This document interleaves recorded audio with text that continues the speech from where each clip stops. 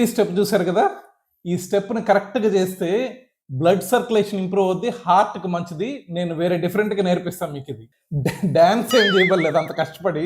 మనం చేయాల్సిందంతా వాకింగ్ చేసేది వీలు పడని వాళ్ళు, సెడెంటరీ లైఫ్ స్టైల్, కూర్చొని ఆఫీస్ జాబ్స్ లో ఉండే వాళ్ళు, అటు ఇటు తిరిగేది వీలు పడని వాళ్ళు, అటువంటి వాళ్ళకి వాకింగ్ బదులుగా ఇది చేశారంటే పర్ఫెక్ట్. మీరు కూర్చో ఉండే చోటే ఎలా చేయాలంటే, ఇది కూడా ఈ వీడియోలో చూపిస్తున్నట్టు పాదాలని నేల మీద ఫ్లాట్ గా పెట్టి నీస్ని పైకి లేపుతూ అలా చేస్తూ ఉండాలి.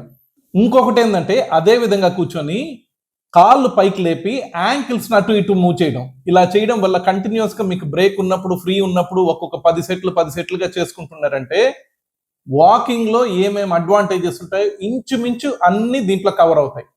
సో వాకింగ్ చేయని వాళ్ళు ఇది చేయండి, చిక్రీ స్టెప్.